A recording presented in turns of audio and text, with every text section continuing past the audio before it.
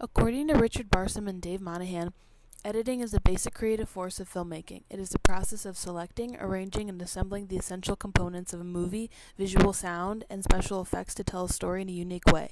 Editing a scene or even a picture alone can show the power of potential in a shot to really help the filmmaker show the viewers what they were trying to portray within a scene.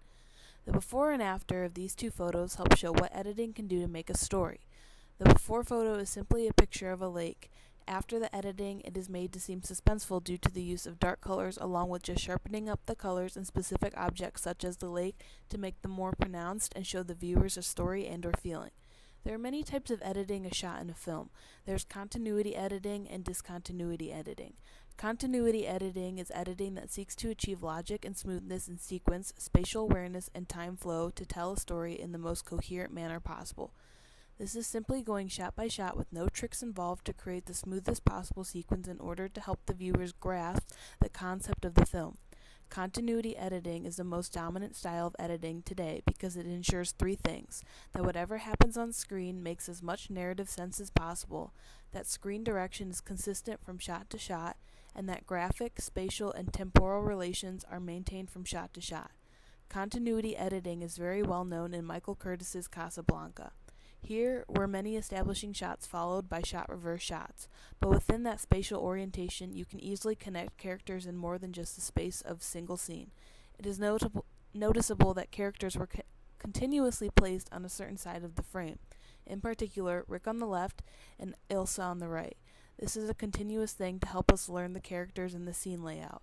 On another note, though, discontinuity editing seeks to use disjointed imagery for a desired effect. It typically breaks the rules of continuity editing because it does not seek to achieve transitions between shots that are not smooth, continuous, or coherent. This way, a filmmaker is allowed to make abrupt shifts between shots, which often leads to mismatched character sequences and changes either the direction and speed of movement. Soviet filmmakers used discontinuity editing a lot because it made the tension between realism and anti-realism more generalized. Filmmakers use discontinuous editing as a way to emphasize emotional response in the audience while forcing them to play a role in the film's execution. This effect is prevalent in Jean-Luc Godard's Breathless film because the sequences are often not a smooth transition or a complete transition from one shot to the next, as in this one scene where every time the actor looks away from the driver and back, his head is always in a different frame and never the same as it was before. In Stanley Kubrick's 2001 A Space Odyssey, when Kubrick introduces the ape men, he directs the viewer's attention to a scene involving the ape men's cognition that a bone could be used as a tool or a weapon, just by showing the creature's transformation from this revelation by using a jump cut to show man's final stage of evolution, which is man in space. Hans Morgenstern stated that, during the scene, a screaming moon watcher tosses the bone in the air. As the bone hurtles against the sky in slow motion, the sound cuts to silence before the viewer is presented with the vastness of space and the satellite drifting above the planet Earth. A second later, Johann Strauss' The Blue Danube begins, beyond exciting viewers' intellect with his surprising edits. Kubrick further emphasizes the jarring cuts with the waltz.